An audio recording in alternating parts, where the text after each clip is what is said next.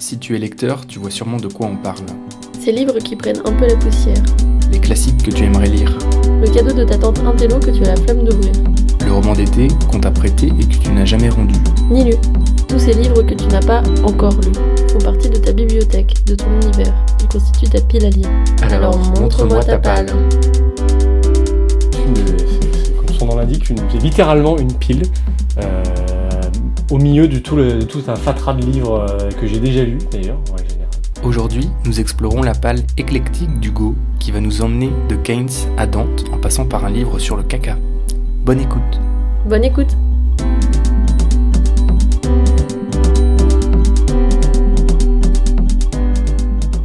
Donc il y a un peu de tout. Là en ce moment c'est un bouquin d'économie et un bouquin de politique et j'ai Tout un ça dans bouquin ta de pile à SF lire. aussi, mais celui-là il est dans mon sac donc c'est plus mon monolivre en train de lire. Pour l'instant C'est j'ai pas que beaucoup, ça. je Pour trouve. l'instant je n'ai pas beaucoup parce que là c'est ce que j'ai physiquement sous les yeux. Après foncièrement il y a 2-3 autres trucs que j'aimerais lire qui se promènent un peu par là, un peu par là aussi. Tu mélanges un peu tout. Oui, tout est un peu mélangé. Et là alors sur celle que tu as ici, c'est... Alors, sur celle que j'ai ici, j'ai donc... On va commencer par la fiction qui est plus amusante, donc c'est pas le bon livre, mais c'est la suite. C'est la suite de l'échiquier du mal de Dan Simmons. Vous voulez que je vous fasse un petit pitch du livre, Avec plaisir. n'est-ce pas ? Donc c'est une série qui est en deux volumes, qui parle de... Alors, comment expliquer ça sans que ça ait l'air ridicule ?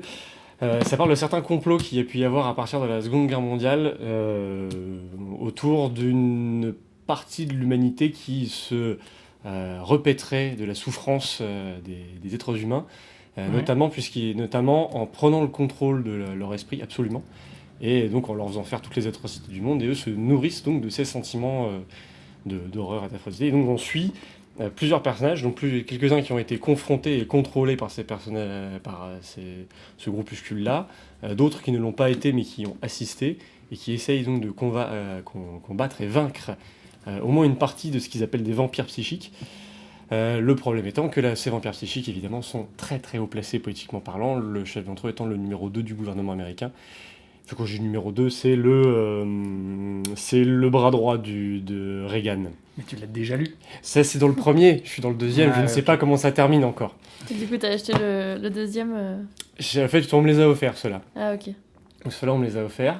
Donc, ensuite, j'ai Théorie générale de l'emploi, de l'intérêt et de la monnaie de John Maynard Keynes. Ah ouais, c'est pas le même genre. Non, pas du tout. Le type se lance des défis. En fait, c'est pas si compliqué que ça à lire. J'ai feuilleté le début, c'était relativement intéressant. J'ai quand même un type qui s'est enfilé Milton Friedman avant. Et c'est-à-dire, j'ai le titre qui est là. Capitalisme et liberté. Ça, tu Ça, je l'ai lu. C'était chiant d'ailleurs, parce que c'est pas facile à lire comme Et bouquin. du coup t'es masochiste, t'es Je suis replongé dans le... surtout, je veux le point de vue opposé. Ah ok. C'est parce que, Friedman, c'est l'un des pères du libéralisme. Ouais. Bon, même si la plupart de ses théories sont reprises plus ou moins n'importe comment par des mecs qui ont, a priori, pas trop lu le bouquin. Macron, par exemple, c'était que lui qui a manifestement oublié de lire le chapitre dans lequel Friedman explique que les transports, ça ne doit rester public. Ce podcast est déjà politique. C'était donc le premier. Voilà. Et donc John Maynard Keynes, c'est le père de toutes les théories de gauche politique aujourd'hui. Et plutôt que d'entendre des hommes politiques en parler et des économistes en parler, je me suis dit, je vais le lire. Et celui-là du Simplement. coup il est arrivé comment dans ta... Alors celui-là, c'est moi qui suis allé l'acheter il y a assez longtemps. J'ai juste mis un certain temps à me décider à l'ajouter à la pile, mais parce que j'avais aussi pas mal d'autres choses à lire. Par exemple, j'ai préféré lire Au revoir là-haut de Pierre Lemaitre avant. Donc Parce ça que fait c'est longtemps plus qu'il est là Ouais, ça doit faire... je pense qu'il est là depuis Noël. Ah ouais. Donc ça fait au moins 6 mois. Voilà, l'ordre de priorité dans ma pile varie un petit peu en fonction des moments. C'est selon tes envies, selon... Oui, selon mes envies. Après, comme moi j'écris aussi, généralement il y a un moment où j'arrête de lire parce que du coup j'écris dans les transports. parce Voilà. que tu lis principalement dans les transports. J'ai 2 heures de transport par jour, donc je rentabilise. On arrive à lire des théories économiques dans le métro. Moi j'y arrive. Ouais. Après dans le métro en général, comme je coupe absolument tout ce qui est autour de moi, vu que je me mets de la musique et donc après j'ai le nez dans mon livre, je ne me fais plus du tout attention à rien, ce qui me vaut parfois de me rendre compte que je suis parti sur la mauvaise ligne de RER, par exemple, quand celui-ci a eu la bonne idée de changer de destination en cours de route. Ça m'a valu le coup une fois de me rendre compte, arrivé à Massy pour bosser que j'étais en face d'un collègue qui me regardait donc depuis 20 minutes, le petit sourire aux lèvres en disant à quel moment est-ce qu'il va se rendre compte que je suis là. Parce que Friedman, c'est passionnant. Il faut se concentrer pour le lire surtout. Et alors ton troisième, c'est quoi avec Donc le ces rouleaux de troisième, papier ça je ne sais toilette, pas de quoi sur ça la parle. couverture, c'est- Ça s'appelle Merde, ce que les excréments nous apprennent sur l'écologie, l'évolution, le développement durable. Ah ouais. Je n'ai aucune foutue idée de quoi ça parle. Ça aussi, c'est un livre qu'on m'a offert. Donc voilà, donc comme je n'ai aucune idée de ce dont il parle, vu que je ne l'ai pas lu, vu qu'il y en a pile des livres à lire, que en plus c'était pas forcément un livre qui m'intéressait à la base, je vais donc vous lire la 4e de couverture en bon néophyte. Donc de la bouse vitale pour les coléoptères coprophages aux déjections des punaises, de la litière des chats à l'invention de la chasse d'eau, des flux de commerce mondialisés aux pandémies et à la politique énergétique, voici l'impressionnante histoire non expurgée des matières fécales. On notera l'usage du petit jeu de mots rigolo. Donc, David Waltnut Towes, alors T-O-E-W-S, j'ai aucune idée de comment ça se prononce, s'attaque avec intelligence et humour à un sujet trop souvent confiné derrière les portes closes ou réservé aux spécialistes de la gestion des biosolides, les excréments et leurs effets sur notre planète. En multipliant les perspectives historiques, scientifiques, philosophiques, écologiques et culturelles, il met en lumière l'importance des matières fécales pour la biodiversité, l'agriculture, la santé publique, la production et la distribution des aliments. C'est extrêmement sérieux. Ça a l'air très très sérieux, mais ça parle de caca, donc je ne sais pas trop Mais quoi en j'ai l'impression penser. qu'il y a une mode un peu du livre qui parle de caca, parce que le livre sur les intestins, là, qui est un best-seller Oui. international sur comment on digère, ce que ça veut dire notre état de santé et tout ça, c'est, enfin, je sais pas, il y a une mode du livre sur le caca qui est assez impressionnante. Ouais, il y a peut-être un côté aussi transgression du tabou, parce que le livre sur les intestins, j'ai des collègues notamment qui l'ont acheté et lu, et j'en ai parlé avec eux, donc parce que ça m'a surpris sur le coup. Surtout, ça m'a surpris qu'ils en parlent en fait. Et il s'avère que ce sont des collègues qui ont développé un intérêt, enfin qui ont toujours développé un intérêt sur la surveillance de leur santé via la surveillance relative de leur matière fécale. Je dis pas qu'ils fouillent leurs toilettes à chaque fin de commission, mais bon voilà quoi, c'est un sujet qui les intéressait, et donc le fait qu'il y ait un bouquin qui en parle, et quelque chose d'assez connu et assez simple, Qui écrit ça en fait ça leur tentait bien. Alors, ce monsieur-là, a priori, c'est un vétérinaire et épidémiologiste, Ah ouais, qui est le fondateur de Vétérinaires sans frontières. vraiment scientifique du coup. Qu'a priori, ça allait être un monsieur qui Mais sait je de quoi pense il aussi parle. qu'il y a quelque chose avec la mode des livres sur le développement personnel. On est vachement intéressé par comment optimiser son sommeil, comment optimiser son caca, comment optimiser un peu tous les aspects de la vie, quoi. Gérer les entrailles, gérer l'intérieur. Ouais. Avec le stress aussi et tout qui jaillit sur les intestins. Enfin. Et celui-là, il arrive dans quelle position dans ta palle? Bah, du coup, celui-ci, moi, je me le garde pour après. Il a D'abord, pas l'air de te j'aimerais- faire tant envie celui-là. Non, bah déjà, il faut que je termine le 2e de la théorie du mal. Il faut que je... Mais t'as lu Attaque à le la 2e théorie avant générale. le premier. Non, j'ai déjà lu le premier. Ah ok. C'est le 2e est dans ma pile de livres. Enfin, le 2e n'est pas littéralement dans ma pile de livres à lire, puisqu'il est dans mon sac. Ah ouais ok.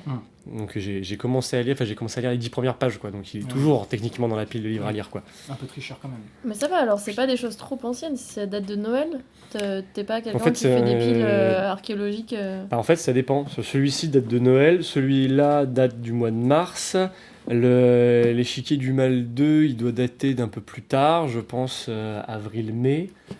Ouais, mais tu vois, moi j'ai des choses qui datent il y a du lycée presque, des trucs. Ah, moi, ceux-là, ah si, j'en ai encore. Je sais pas si je l'ai là d'ailleurs. Tu Puis les là, abandonnes en fait, au bout d'un moment. Mais il y en a que j'ai pas abandonné. Mais Tu fermes je les sais pas yeux si je l'ai emmené ou pas. Tu pourrais donner un exemple? Pendant quasiment depuis... Oui, bah, j'en ai un justement. Je suis en train de le chercher visuellement, mais je ne le trouve pas. Donc c'est possible qu'il ne soit jamais venu jusque Paris, celui-ci.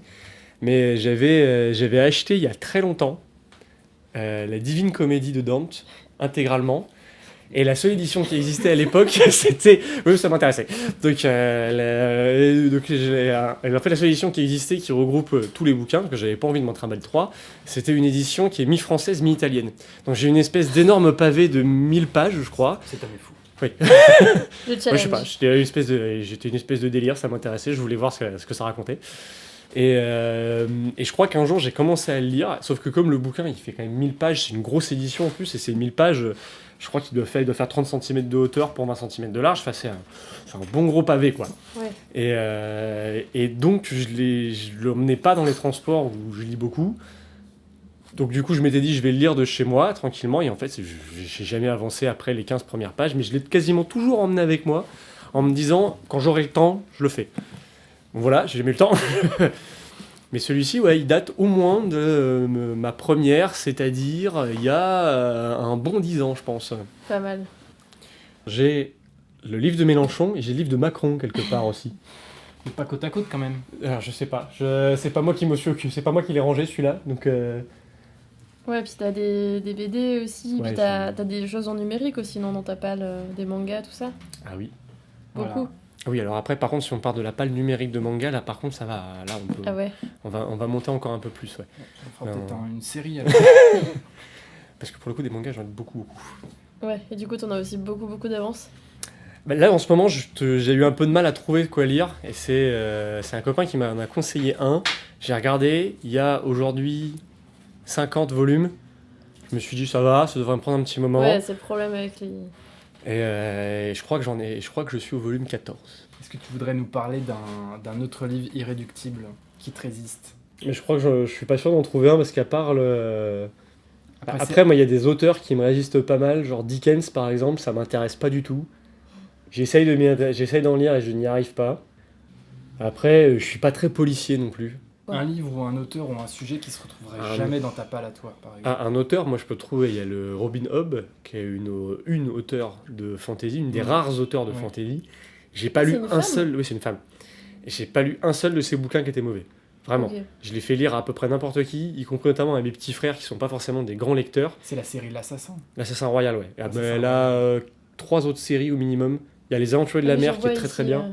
Le retour de... Ouais, ça c'est les derniers en date. Ils sont un peu moins bien, mais même comme ça reste très très bon. Ça, c'est vraiment le livre que t'as en flux tendu, quoi. Tu l'achètes, tu le lis. Ah ouais, complètement. Il ne reste pas sur la palle. D'accord. Il n'y arrive C'est pas. prenant, non. ça Ouais, se lit comme ça. c'est ça. hyper Mais vite. après, il est possible aussi que j'ai lu ça dans des bonnes conditions. Et ce que la dernière fois que j'en ai parlé avec quelqu'un, c'est avec mon petit frère qui, je pense, les a lus dans les mêmes conditions que moi. En fait, l'Assassin Royal, j'ai commencé à le lire quand j'étais au chômage et que je me faisais chier comme un rat mort. Et il y a toute une partie, en fait, le personnage principal est complètement paumé, de façon générale. Il a un peu de mal à trouver sa place. C'était Moi, pas j'étais mal au chômage, d'empathie. donc voilà, c'était pas mal, effectivement. Tout est à la première personne en plus, donc c'est hyper facile de s'identifier. Et mon petit frère l'a lu aussi à une époque où il allait pas en cours parce que ses études l'intéressaient pas, etc. Et il m'a dit qu'il avait adoré tout pareil. Donc c'est un conseil de lecture pour chômeurs. C'est Très un bien. conseil de lecture pour chemin, c'est un conseil de lecture tout court, parce que c'est vraiment très très bon. L'histoire est très simple, on tombe pas dans les travers habituels de la fantasy à partir dans des explications magiques un peu bizarres. La part de magie est très réduite, la part de fantastique est assez réduite, on est surtout dans le... Enfin assez réduite, non c'est pas vrai, il y en a mais ça reste assez terre à terre, c'est très très cohérent. L'empathie est maximale et surtout on suit le personnage dans quasiment toute sa vie. Le premier tome il a 5 ans je crois et dans l'actuel il a 75 à 80. Bon, il est encore bien vigoureux parce que c'est quand même un magicien donc il faut que ça ait des avantages, mais il a sa femme est morte, il a eu une fille entre temps, enfin bref il a vécu une vie quoi. Tendance 2. Non, mais en fait, moi, je suis étonné de voir que t'as pas beaucoup de livres dans ta palle.